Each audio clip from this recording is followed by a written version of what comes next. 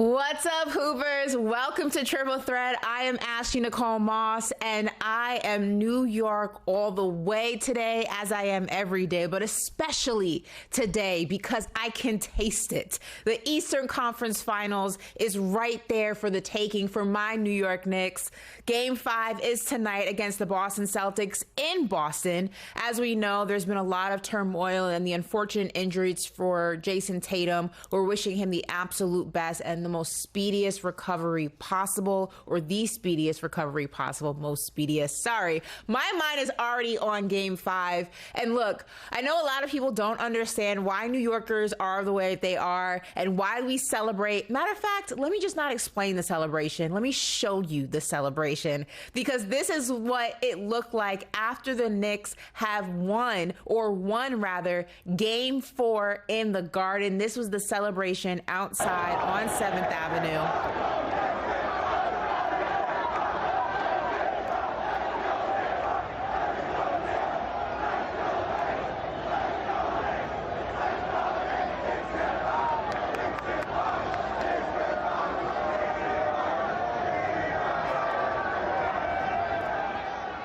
Greatest city in the world, greatest fans in the world, greatest basketball fans in the world. And people can't understand, well, why do Knicks fans act like this? It's not that big of a deal. It is a big of a deal. It's huge. Listen, the Knicks have not been in this position since I was 7 years old.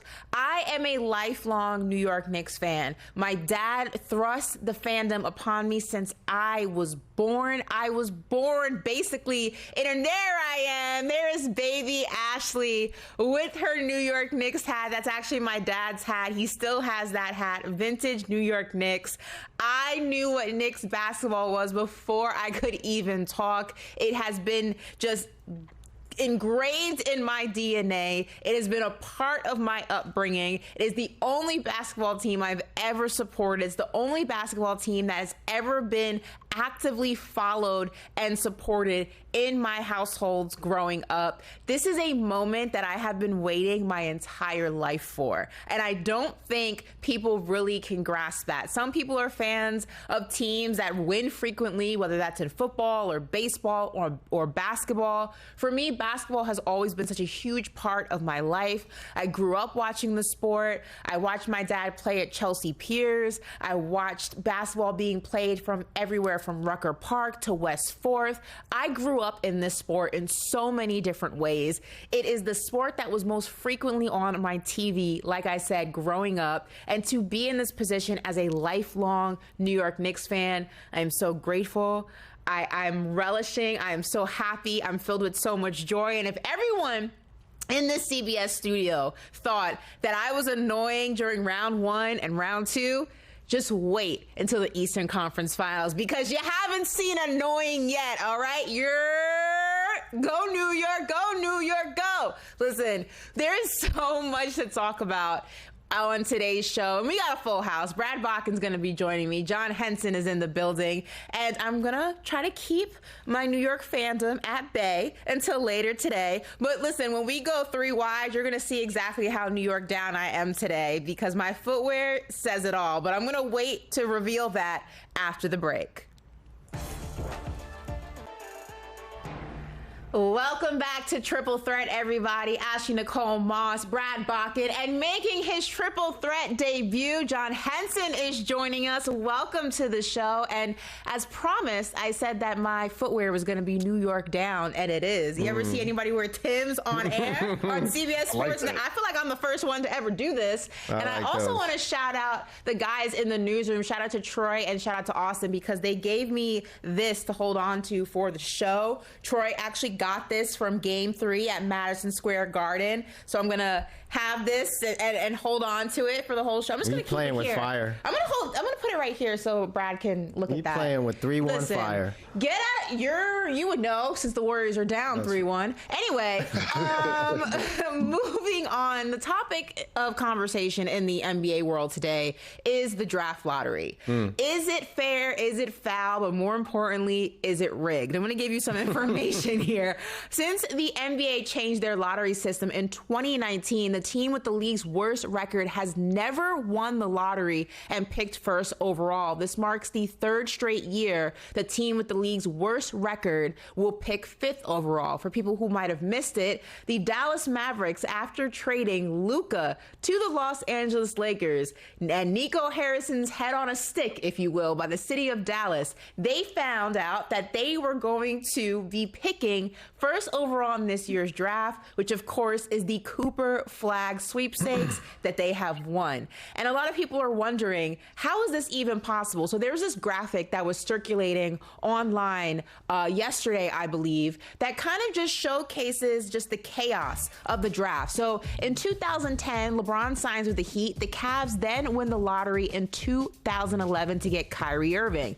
Chris Paul in 2011 is traded to the Clippers. The Pelicans then win the lottery in 2012 to get Anthony Davis. In 2019, Anthony Davis is then traded to the Lakers. In 2019, the Pelicans win the lottery and get Zion Williamson. And then in 2025, Luka is traded to the Lakers, and the Mavs win the lottery to land Cooper Flag. And the percentages with everyone outside of the Pelicans were under 10%, with the Mavericks having the lowest at 1.8%. John, I'm going to start with you. Conspiracy theory starting to look a little realistic these days. I don't know. I mean, when LeBron kind of said it, how did I get drafted in my hometown at the number one pick? It kind of had some legs, but I mean, future favors the bold, I guess, is what we're seeing. Like, teams that aren't scared to make these big trades or trade these star players seem to be rewarded, which, conspiracy theory wise, if you want to take it there, we could, because the Mavericks getting a number one pick after having one of the craziest kind of trades. And I mean, everyone's fired Nico Harrison, had to have security in his house. Like, that right there is just, it's insane to me. However, this is what the NBA wanted. They didn't want to incentivize tanking. Personally, if I had a 13% chance of winning the number one pick, I would not tank. That's just not good enough chance. So now you're getting these teams that are in the middle that, you know, they'll say, look, we'll take our 2% chance, we'll lose. And then the Mavericks, they struck gold. They get Cooper Flag after giving up Luka. Nico Harrison's job is safe, right? Like, what is he going to do now? He's like a god. I mean, yeah. If they would have said at the start of this, we'll give you Cooper Flag and Anthony Davis, it actually would have been a trade people would have been okay with. Brad, to the point that John brought up about LeBron saying, how did I get traded to my hometown? In 2008, the same thing happened with Derrick Rose and the Chicago Bulls, when the Bulls had a 1.8% chance as well to land the hometown kid of Derrick Rose for the Chicago Bulls, which ultimately did happen. But we all know the lottery was rectified in 2019 to prevent taking, because before that, teams were just tanking at an all-time high to try to land that number one draft pick. But the lottery also is supposed to help teams that are truly struggling, because here's the thing, and a lot of people, you know, we talked about this yesterday, and a lot of people were like, well, the draft's not supposed to reward tanking. There's a difference between tanking and just being a bad team. Bad teams don't have to tank. They're just bad. Let's be honest. Whether Utah, or Washington maybe put some odds in their favor while sitting some guys out in some games, let's be honest, both those teams were extremely bad. They weren't going to be a playoff team. They were always going to be in the bottom of the standings. The odds were always going to be in their favor to have a higher percentage in the lottery. But if the lottery is not helping teams that are truly bad, and also in markets that struggle to land those free agents, then what exactly is it for? Well, okay, a couple things here. The lottery is trying to help them, but it's not giving them a guarantee. It's not giving, but it's not. It's, if you want to just give them a guaranteed top pick, then just give it to them.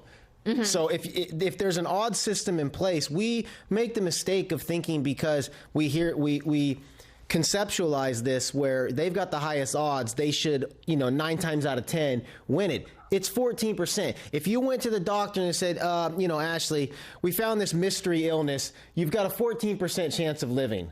you wouldn't be very enthused about your chances. So the fact that a 14% chance didn't come through is not a surprise. It's not often that it happens. It's almost 1 out of 10 times. But is it a surprise that it's happened this frequently? No, it's 1 out of 10 times. A little more than 1 out of 10 times. That's a 4. So it's not a good odd. And to John's point, that was the design, to not incentivize tanking. It has worked. Okay, there's been some long shots. There is some confirmation bias here. When things happen that you already have the seed planted in your head, then you think, okay, it's confirmed. Nobody was crying conspiracy last year when the Hawks, on like whatever chance there was like a 1%. No one was saying, man, they rigged it for Atlanta. Odds. But Atlanta was also a bad team. It doesn't matter. They had no odds to get the top pick, and they got it. So odds play in weird ways. This, to me, it worked out in the NBA's favor this time, but I get you that the evidence for rigging, if you want to look, it's there. Derrick Rose, LeBron, all these things we put up, I get it. But don't overestimate what 14% chance means. It's not some huge shock that a 14% horse, that's basically like betting on a 3-legged horse in the Kentucky Derby. It's not crazy that it didn't come through. John, what are your thoughts? In the NBA, I tell people this all the time. I don't care what you say. The NBA is entertainment. So you have to take that into account sometimes with these teams tanking and, with the ball drop situation. But yes, like Brad said, 14% chance is not something you throw a season for. And I'd imagine, due to these random 1% winning, I bet the next few years, teams that actually are tanking will probably win. It's going to even out eventually, but it's been fun. I mean, the draft lottery is fun to watch again. Like I was shocked when I had it on TV, because usually it's just you kind of watch and it's whatever. Yes. Like I was like, wait. Because it's just it's just the possibility that this could happen now. You've smoothed it out to the point where it's actually appointment television. Like what could happen? I will also, though, play devil's advocate, because in this particular situation, yes, it's entertainment and things like that, but should there then be maybe parameters put in place that really the teams that are truly struggling, because we had this conversation about the Mavericks. When healthy, that's a great basketball team, even without Cooper Flag. Can we all agree with that? If we take Cooper Flag even out the mix, fully healthy, Anthony Davis, Daniel Gafford, Kyrie Irving, great basketball team. There are teams that truly struggle to land big names, whether it's because they're in a bad market, whether it's because they have bad ownership, whatever the case may be. The lottery, and if the event is to even the playing field across the NBA and not have such a discrepancy between really great teams and really bad teams, maybe the lottery should only be a certain number of teams, and those are the actual bad teams in the NBA. Then you're going to totally incentivize tanking. If you're going to say there's only 6 teams, you got to be one of the 6 worst teams to even be in the lottery. Maybe. You're going to tank. Yeah. And listen, we can say that the Jazz or the Hornets or whoever didn't tank like egregiously in a game where they actually pull their players or they're missing shots on purpose. They designed their teams to be bad. So you're saying they're a bad team, they're losing, but that's by design. The Jazz have plenty of assets where they could have gone out and tried to compete right now. They wanted to lose this year. They could have traded Lauri Markkanen. They could have traded Colin Sexton. They could have done a lot of things. They have future draft picks. They could have tried to be good. They didn't want to be good. Yeah. So in my mind, they wanted to put out a bad team and then have people like us come in and say, well, what were they supposed to do? They have a bad team. Well, they wanted to put out a bad team. They wanted to get Cooper Flag. The league gave them 14%. And they gave the Mavericks 1%. Just the 1% came through. John, hold your thought. I'm going to come to you right after the break before we put a button on this conversation. When we come back, we're going to wrap up this draft lottery convo, and we're also going to talk about what's next for the Boston Celtics. Don't move. Welcome back to the show, everyone. And before we move on, I wanted to give you, John, the last word on this draft lottery conversation. What are your thoughts? I played in Milwaukee. Nobody wanted to come to Milwaukee until we got Giannis, right? So the narrative that teams gonna have a hard time getting free agents. If you win, they will come. We've seen that with Milwaukee. We've seen that in other cities. Some easier than others, obviously. But, this is what the NBA want. They want teams to be competitive. They want teams to win. And like the Jazz, they were trying to lose, and it didn't work out for them. They're going to have to build something. And then when they build something, maybe they get lucky and then all of a sudden have a boost like the Mavericks are going to have. And that's how the NBA wants it. The only thing that really worries me is I felt like the 76ers tanked towards the end of the season, and now look where they're at. So that could also kind of swing the pendulum of power and keep these bottom teams at the bottom if teams like the 76ers are throwing their names in the pot every year when they're not winning. And now the Mavs have Cooper Flag with Kyrie and AD. Well, listen. As the saying goes, if you build it, they will come. And a team that has 100%. Or franchise rather, that has no problem winning or landing free agents, that is the Boston Celtics. And obviously the devastating news coming out of Boston is Jason Tatum tore his Achilles tendon and he underwent surgery on Tuesday. So we, again, wish him the speediest of recoveries. Everyone in the studio knows I'm a big Tatum fan, despite being a New York Knick. Tatum has played the most regular season and playoff contests of any player in the NBA since entering the league in 2017, 706 games, and has led the Celtics in total points, rebounds, and assists over the last 2 postseason runs, including the 2024 finals en route to what ultimately became a title. Now, the conversation surrounding the Boston Celtics now because of this injury is obviously the series against the New York Knicks, but if you remember, on March 20th, the Boston Celtics were purchased for $6.1 billion. That's with a B, dollars, the largest sale for a sports franchise in North America. The family that originally purchased the Celtics purchased them for $306 million in 2002. So you want to talk about making a profit? They made a big one. Now, what's interesting about the Boston Celtics is the top 5 players currently are making $939 million in contracts. So that's Tatum, Brown, Porzingis, Holiday, and White. Now those contracts will cost $200 million next season. Now, obviously, the league is facing, or this team rather, is facing an extremely high luxury tax bill. Will ownership be able to justify paying this type of salary for the Boston Celtics and for a team that probably for a big chunk of the season will be without Jason Tatum? Brad, I'll start with you. I don't know. I don't know how deep their pocketbooks go. I don't know how much they believe in this team when Tatum comes back. I know that this was going to be a big topic of discussion whether Jason Tatum went down or not. Of course, there was a lot of people talking about that this was sort of a last ride, that probably Porzingis and Drew Holiday would end up on the trade block.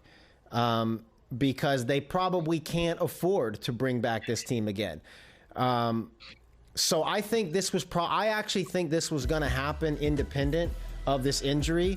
I think this pushes it more to this team's going to be broken up, at least on, and I hate to call Porzingis and especially Drew Holiday lower end starters. Drew Holiday is a total stud.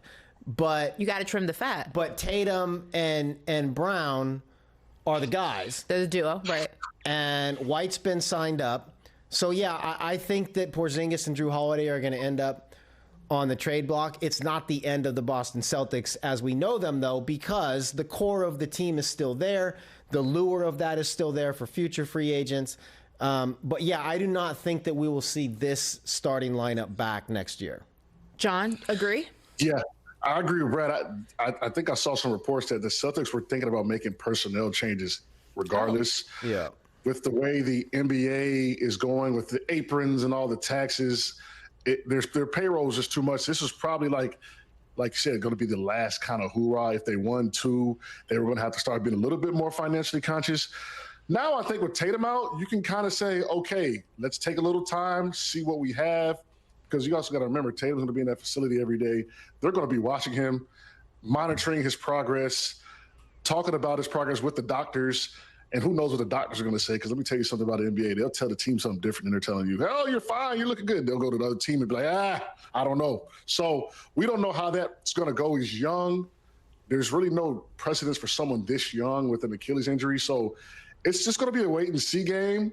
And you're going to have to plug in and see what you have. You got to just see what you have. Yeah. And I think the Celtics are going to do over these next probably 6 to 8 months. And then I think they will be very, very active on the next trade deadline coming into next season in preparation for Tatum to come back. But I think with Tatum and Brown and you keep White, you can do a lot with that team. Yeah.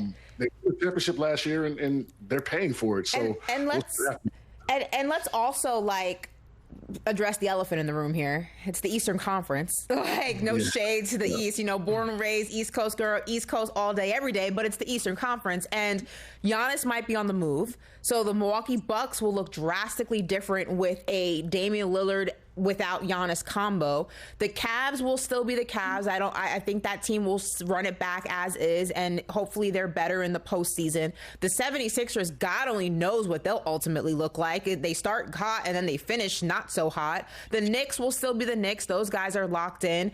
The Eastern Conference, the Boston Celtics have the benefit of being in a conference that's just still not very good.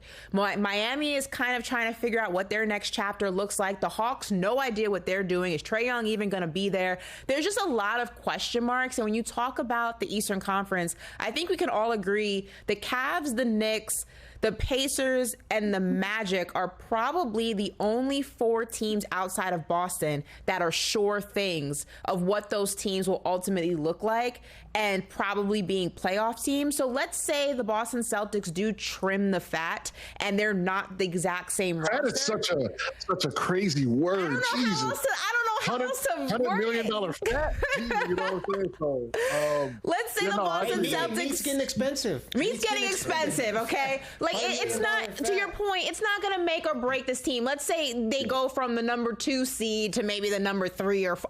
It's not, they're going to be okay. They'll be okay. They'll be competitive. But in today's NBA, it's so talented. Every team is so good that, if they lose Drew Holiday and Kristaps Porzingis and Tatum's out for most of the year, it's big. But not that big. It's big. In the Eastern Conference, that's still a playoff team. I'm sorry. Oh, it's still a playoff team. Yeah. But I'm talking about you're going from probably the favorite, or in a lot of people's eyes, trying to repeat as champs to, they're still a playoff team. That's a big, big fall. So, but yes, to your point, I've been on the abolishment of conferences for years. This is getting ridiculous. If Giannis leaves, it's literally like in high school, and I hate to throw this kind of shade at NBA players. It sounds bad. They're all unbelievable, of course. But on an NBA scale, it's like when the varsity team scrimmages against the JV team. Like, it's a simple truth. The Western Conference, if Giannis now goes west, I mean, give me a break. It's too lopsided. It's too easy of a path to get to the finals through the Eastern Conference, as these Western teams are having to go through a bloodbath to get to the finals. It's not equitable. The matchups are tired. We're tired of seeing the Magic and the Pacers, or to get some new, fresh matchups where, I don't know, maybe the Grizzlies play the Sixers. For the new fan that isn't tied to these traditional matchups that we see over and over again, like Indiana, Cleveland, or like for years it was Washington and the Wall and Beal teams, they would always play the same team. These matchups are tired. The path is inequitable. I don't know if the owners will ever agree to it, because the Eastern Conference know they've got a red carpet. Yeah. But yes, from a competitive standpoint, John, you're definitely in a better position to lose your best player or lose guys like Holiday if you're in the Eastern Conference. I want to give you final word on this. Well, I kind of like that. I mean, I think they talked about the NBA was thinking about just having seeds for the best record. Yeah, and then everybody plays. That would be fun. Yes. You might see some sweeps, but at least you'll get different matchups, right? Like, what if we saw a Heat versus, Spurs in the first round, right? Wemby, right? That would be fun stuff. So the NBA is working on their also ratings, trying to figure it out. That might be part of the plan. I totally agree. And I've done the math on this. This is important because the NBA says that they can't do this because of the travel. Right. You could end up with the biggest travel you could have if you played all teams the same, both conferences, and just made it one, would be Portland against Miami. Mm-hmm. That'd be the furthest you could travel. All you would have to do, because right now, say Portland and Memphis is 2 Western teams that could play each other in the playoffs. I actually worked out the mileage that you would have on this series. And if you went back to 2-3-2 instead of 2-2-1-1-1-1-1 and cut out one extra travel day, if you just went back to 2-3-2 in the playoffs, there would be less mileage traveled in a Portland-Miami series than a current setup Portland-Memphis. So the mileage travel is not an excuse. We travel so well, though. We stay in the 4 seasons in a private jet. I'm glad to hear you say that. I'm glad to hear you say that. But even if they want to play the travel card. Brad and John work on the travel arrangements, and apparently we have a Goodwill Hunting over here. We're going to take a quick break, and we're going to come right back. Welcome back, everyone, to Triple Threat. Ashley, Brad, and John here. And another anonymous conversation has taken the NBA world by storm. This time, an anonymous player on the Denver Nuggets says Russell Westbrook is, quote, immature. This is per multiple sources telling ESPN that minutes after the Nuggets lost Game 2 of their first-round series against the Clippers, Adelman had a problem. While he had been at the post-game podium, there had been a heated discussion between Westbrook and Gordon in the locker room.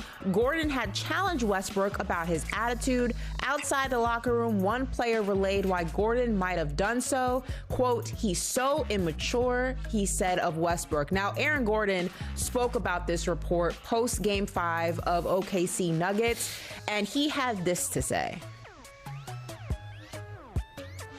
Oh, we don't have the sound. Okay.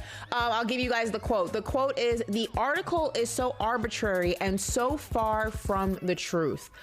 John, I will give you a first word here because I have something I got to release from the chamber, but I'm going to hold on because you are the only former player in the building right now. These anonymous reports have gotten out of control, but what do you make of this one specifically as the Denver Nuggets are in a dogfight with the Oklahoma City Thunder? I wonder if they have like a clutch athletes in that locker room, because those are the guys that leak stuff to the media. Sometimes the clutch guys, they the media guys, but stuff like this happens all the time. That's all I needed. Yeah, stuff like this happens all the time. I mean, these arguments, he was probably just holding them accountable. Hey, look, man, we need you. Keep your head in the game. So, when I was with Milwaukee, these other teams, we had arguments and things happen all the time. When I was with Cleveland, sometimes stuff leaked out of the locker room. It is what it is. But for the most part, this is normal NBA stuff. That's why I don't think Aaron Gordon really addressed it, or Westbrook was really pressed about it, because you're in the locker room with guys, you're with them more than your family, and there's going to be disagreements with a family. There's going to be arguments. There's going to be fights. But if you come together as a unit every night to play and hold each other accountable, and winning is a goal, that's just part of it. You're in a team where you're put together. You don't have to be friends with everyone, but you are coworkers, and your goal is to win. It's unfortunate that someone leaked that out of the locker room, but it is what it is. And, I hope the Nuggets can get around it, which they probably won't, because it is a distraction. But things like this happen all the time. I don't put too much weight when I hear these reports. Yeah. But it also kind of sucks that it gets out, especially something like that. And I'm going to be honest with you. They probably know who did it or think they know who did it. I remember when stuff used to leak out of the locker room, you can kind of look around like, Well, I know the follow-up Brad probably has. So I'm going to ask the question, why is it specifically clutch athletes? Because I think Rich Paul does an amazing job of controlling the narrative through the media. If he needs something to be said or can't come out, he pushes that narrative. He pushes that to the source that he needs to. That's just how they run it, in my opinion. I'm not saying this is true, but I've been around a little bit, and that's part of the game these days. The narrative to the media. Brad's mouth is watering because he is a conspiracy theorist, and this is just giving him ammunition for the things that go on in his mind. Shams and Clutch had a little thing going on for a minute, and I saw you do the T. That's the T. Like, you know what I'm saying? So that's Who and Clutch had who and Clutch? Shams and Clutch had a very good line of communication back in the day. I'll tell you that. You can go do your research if you're listening. You can Google it. A lot of the Clutch news and stuff and leaked stuff came through Shams. Yeah. I just know that a lot of these sources, these anonymous, like John's immediately saying, which player? It could be janitor. I'm telling you, a lot of these reporters' sources, they get a couple of guys who are in with the team. It could be the guy that's picking up towels in the locker room, but he heard two guys beefing. And then all of a sudden, that's actually a source. Somebody inside the locker room. And it sounds like another player. But a lot of these sources, when it says people close to the team, it's sometimes literally the guy that's rebounding for you. I don't like these anonymous things. I do some anonymous stuff with like scouts where I'll say like, I talked to an Eastern Conference scout and a scout doesn't want his name in there because scouts aren't supposed to be in the media. And so he'll give me an evaluation on a player or something. And then that's but anonymous like dirt.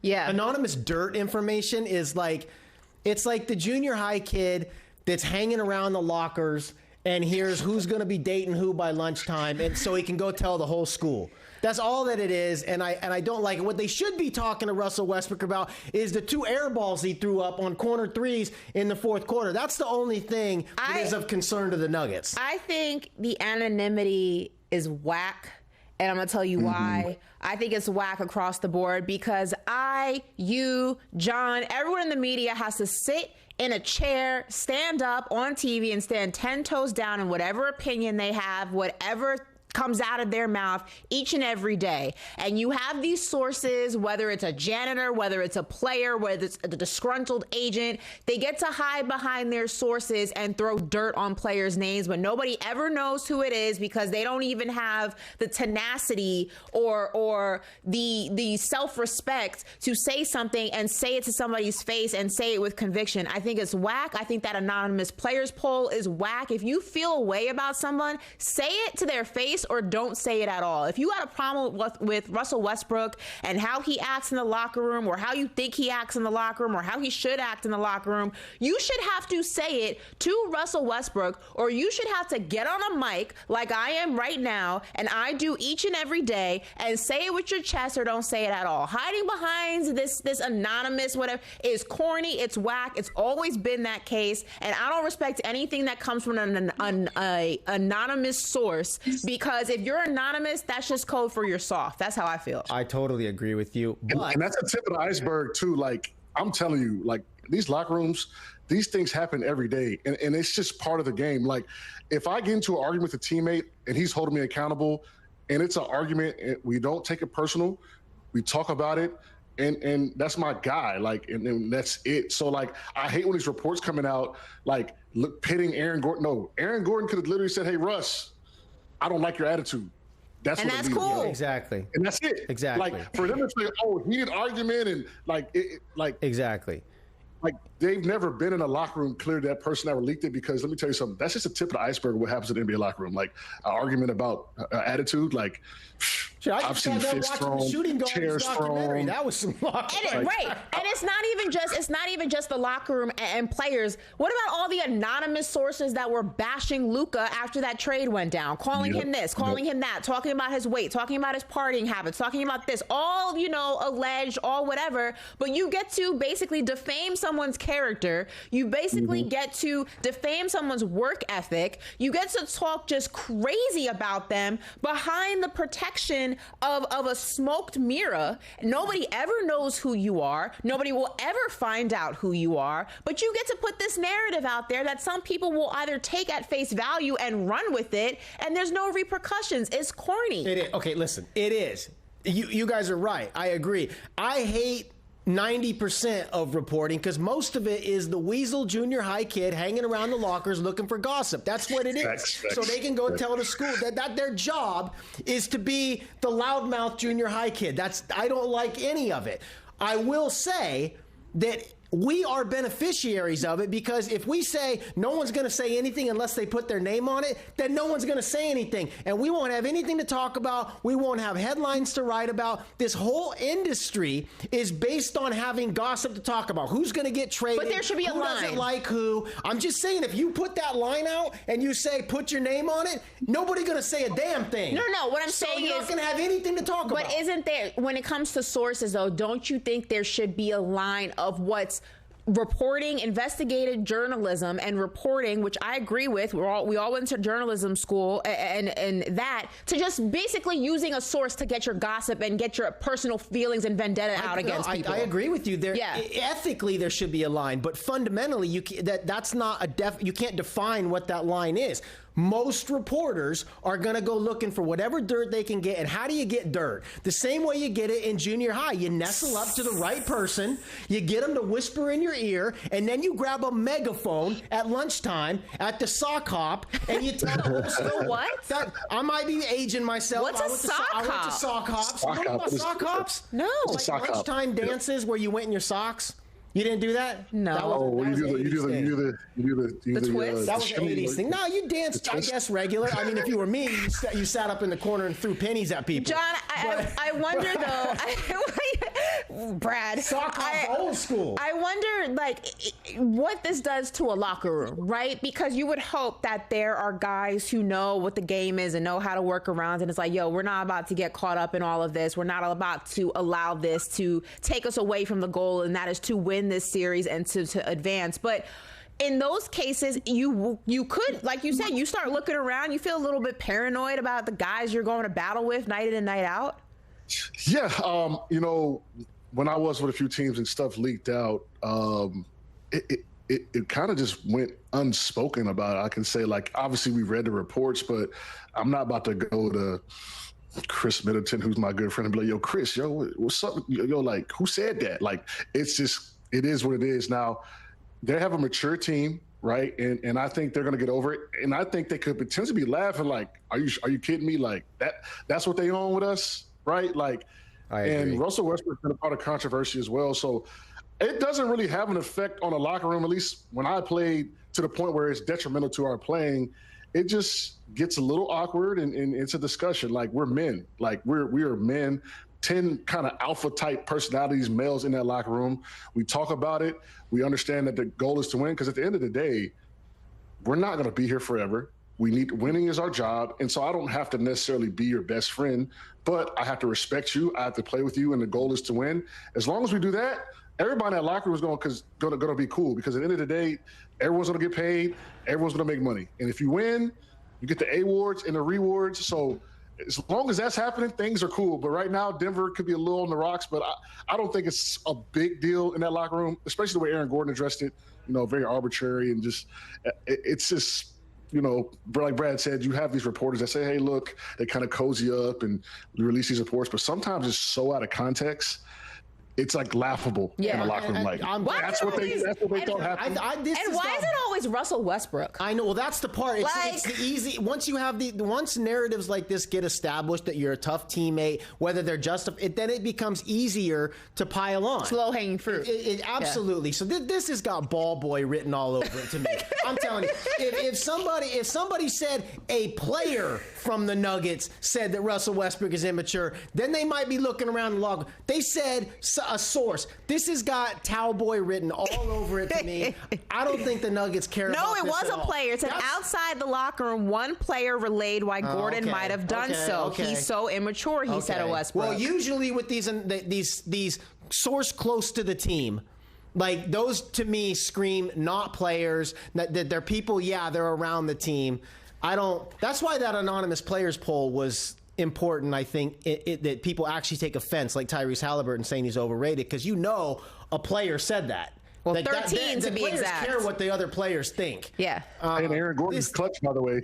Yeah. Just saying. Well, listen, mathematically, 13 players said that Tyrese Halliburton was overrated, but Tyrese Halliburton. It's like the lottery odds. You go around. There's about a 2% chance of each player that they were the rat, and then who's going to win the lottery odds? Well, look, overrated or not, Tyrese Halliburton got the last laugh. When we come back, we are diving into our bag, and I want to know from you all, when should the NBA season actually start? We'll be right back. Welcome back to Triple Threat, everyone. It is now time for In Your Bag, and that is where I pose a random social media question at a random time, and we pull the best answers. And this week, I asked, what day should the NBA season start and why? It's a conversation that has been circulating for the past few years in the NBA, and we're wondering if we're getting closer to maybe that timetable changing. I don't know, but here are some of the best answers. At Christmas to July 4th week, cut the number of games to 50 or 58 or 60, get rid of conferences. Like Brad said, the West has been better for 25 years. What else do we have? I believe New Year's is the best choice, so everyone can get a fresh start to begin the season, and plus we will start the playoffs around April. Okay, let's pull another one up here. The day after the Super Bowl, NFL should start the day after the NBA Finals. Okay, so he's given us 2. December 1st to avoid the bulk of the NFL and college football seasons. All right, let's pull one more here and then we'll react. Christmas Day, that's when the casual fan starts paying attention. Plus, you can extend the season through August. It eliminates that dead period of sports in the summer, and it leads right into football season. All right, so those were some of the responses. Christmas Day actually was a very popular answer. John is putting his thumbs down. Why? Why are you thumbs downing all these answers? 2 things. I love my summers. As a player, this is when I was playing. Love my summers. You're going to take away my summer, right? Whatever. I'm not saying that's a deal breaker, but in the NBA meetings and with the PA, that's a big deal. And also, less games is less money. So if you take away the gate of 20 games for every team every year, it's going to be less money for the players. And so I love the idea of it, but I don't think you could get the players to hop on board, which would probably be something that, they would have to do. And when I say players to hop on board, if you come in that room and say, hey, all right, 20 less games, fine.